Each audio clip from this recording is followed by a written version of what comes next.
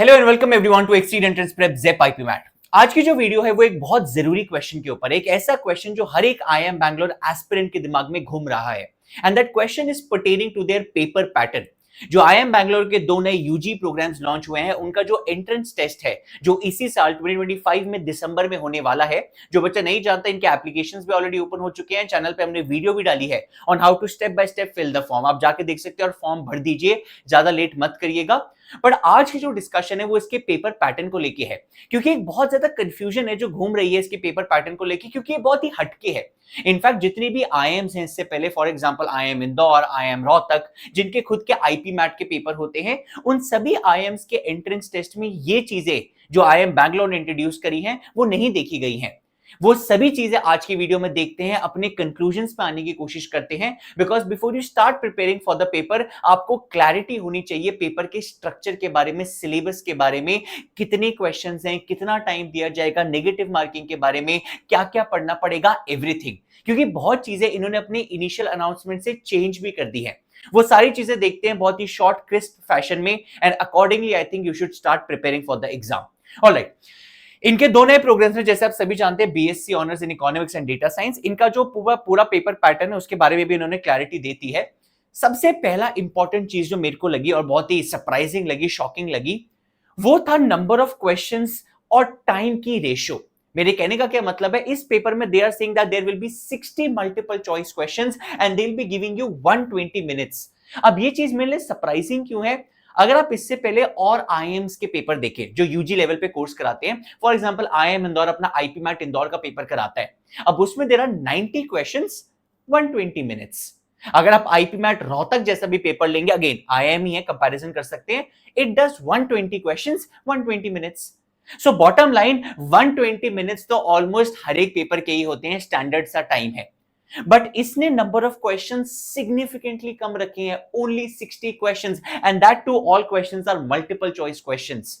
सो sir, क्या ये indication है इस तरफ की ये जो पेपर है ये शायद स्पीड बेस्ड पेपर नहीं होगा? मतलब जैसे बाकी सारे एंट्रेंसेस में स्पीड मैटर्स अ लॉट, सारा गेम बैलेंस है between accuracy and speed. Sir, क्या ये पेपर ज्यादा फोकस एक्यूरेसी पे करेगा और स्पीड पे कम?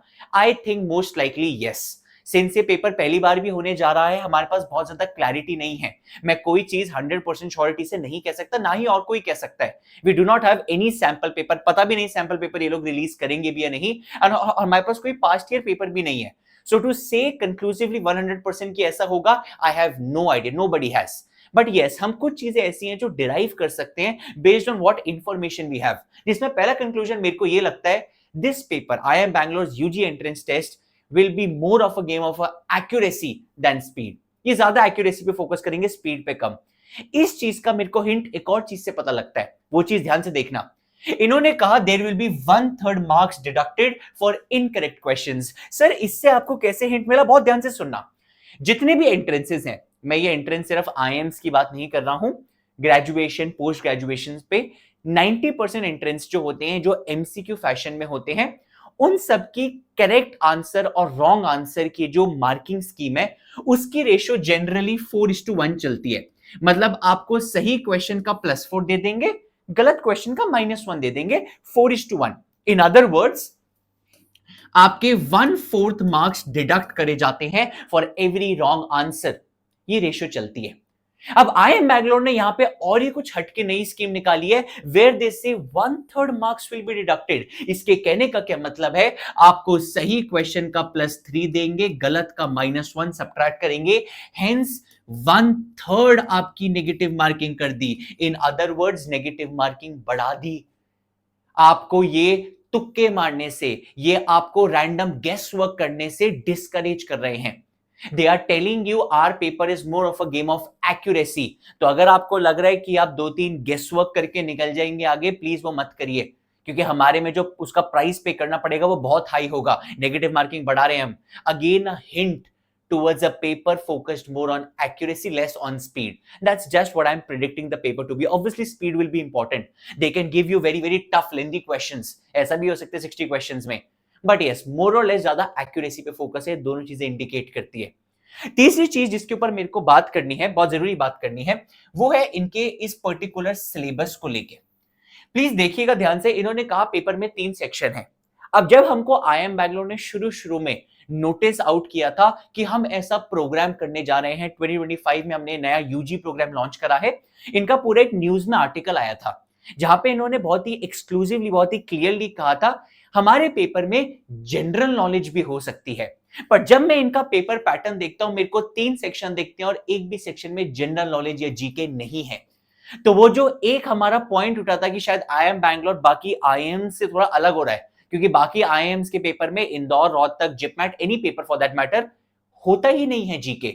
बट इन्होंने कह दिया है कि हमारे में जीके होने वाला था बट अब नहीं दिख रहा है। सो क्लियरली वो जो जीके को लेके कंफ्यूजन थी कि सर आईआईएम बैंगलोर के लिए शायद पढ़ना पड़ सकता है, इनफैक्ट हमने भी कहा था, हमारे चैनल पे उसके रिगार्डिंग वीडियोस भी हैं, क्योंकि वो शुरू में उन्होंने जीके कहा था बट अब उन्होंने ऑफिशियल जो निकाला है इनका पेपर का बाइफर्केशन, क्या सेक्शंस होने वाले हैं, जीके का जिक्र ही नहीं है।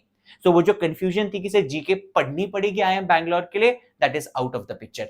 हमको जीके पढ़ने की जरूरत नहीं है आईआईएम बैंगलोर के लिए, क्योंकि उसकी किसी भी सेक्शन में है नहीं। जो 60 क्वेश्चंस हैं, 15 questions English comprehension, 30 questions quants and data interpretation, another 15 in logical reasoning. तो पहले कंक्लूजन था जीके को लेके। दूसरा कंक्लूजन, इन्होंने इंग्लिश की जगह इंग्लिश कॉम्प्रिहेंशन कहा है। So what happens generally in these papers is, so for example, any other IIM would say our section is called verbal ability or it is called English. It clearly says English comprehension. Sir इससे क्या एक और चीज पता लगती है? बिल्कुल, इसका मतलब ये भी हो सकता है शायद ये पूरा का पूरा पेपर रीडिंग कॉम्प्रिहेंशन का ही बना दे इंग्लिश सेक्शन में। शायद ये इंग्लिश बेस्ड जो ग्रामर होती है वो कम पूछे, वोकैबुलरी है वो कम पूछे, जो बाकी चीजें होती हैं जो वर्बल एबिलिटी है इंग्लिश में पूछी जाती हैं, शायद उसका वेटेज ये गिरा दे या शायद वो ना भी दे। I have no idea. I am not asking you कि आप प्रिपेयर मत करिए, वो बिल्कुल प्रिपेयर करिए, बट कॉम्प्रिहेंशन तो बहुत अच्छे से प्रिपेयर करना is what I can tell you, GK नहीं। And the second thing, comprehension बहुत बहुत बहुत अच्छे से कीजिए, बिकॉज हो सकता है इंग्लिश में शायद ये कंप्लीटली अपना पेपर कॉम्प्रिहेंशन पे बना दे। So that is one thing to notice. The last and the final thing जो मेरे को बात करनी है इसके पेपर पैटर्न के बारे में, वो यहां पे लिखी हुई है, and they have written that our paper will be NCERT syllabus. ये तो बात कोई नहीं है, that is okay, that's completely fine, क्योंकि जो आपकी क्वांटिटेटिव एप्टीट्यूड होती है वो बहुत ज्यादा क्लास 10th की मैथमेटिक्स के कॉन्सेप्ट्स की एप्लीकेशन होती है। बट जो मेरे को बात इंटरेस्टिंग लगी वो लगी क्लास 11th एंड 12th का सिलेबस भी लिखना। जो बच्चा नहीं जाता है, आईएम बैंगलोर ने एक बात कही थी कि हमारे पेपर के लिए मैथमेटिक्स सब्जेक्ट आपकी क्लास 11 12 में होना कंपलसरी है। जिसके पास मैथ्स नहीं है वो इस प्रोग्राम के लिए अप्लाई नहीं कर सकता। तो जब वो कहते हैं कि क्लास 11 12 का भी सिलेबस आ सकता है इन पेपर्स में, इंग्लिश तो क्लास 11 12 की कुछ नहीं आएगी, इनफैक्ट लॉजिकल रीजनिंग भी 11 12 से कोई लेना देना नहीं है। 11 12 का कहीं लेना देना है तो वो हो सकता है क्वांटिटेटिव एप्टीट्यूड से। सर कहने का क्या मतलब है, जनरली एप्टीट्यूड में 11 12 की मैथ्स नहीं आती, बट इंदौर आईपीमैट इंदौर के पेपर में भी कुछ क्वेश्चन हायर मैथ्स के आ जाते हैं। हायर मैथ्स से मेरा मतलब है क्लास 11th एंड 12th के कॉन्सेप्ट्स।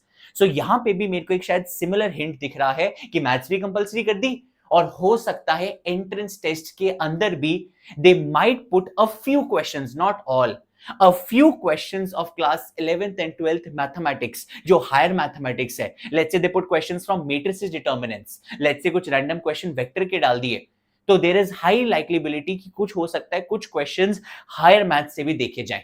तो मेरा ये कंक्लूजन था कुछ सिलेबस पेपर पैटर्न को लेके, जो मेरे को ऐसा लगता है हर एक एस्पिरेंट के दिमाग में अभी से क्लैरिटी होनी चाहिए, if not 100% 80%, so that you prepare accordingly for the program. I hope this all helped you get a decent judgment of how the paper could be. I think आपको काफी हेल्प करेगा। Remaining please start preparing if you haven't prepared. अगर आप हमारे साथ prepare करना चाहते हैं, दिल्ली गुड़गांव में पढ़ते हैं रहते हैं, तो आप हमारे ऑफलाइन गुड़गांव सेंटर्स में आके पढ़ सकते हैं। Link is in the description. आपको डिस्क्रिप्शन में हमारा नंबर मिल जाएगा, you can talk to us. If you are from any other part of India, you can join our flagship online Zenith online program, in which we prepare kids for everything, all the IIMs, IIM Bangalore included, and that has everything from your live classes to your concept videos to your study material to your mock test, your sectional test, everything. For whatever be the case, I would recommend you to start preparing timely, and all the very best everyone.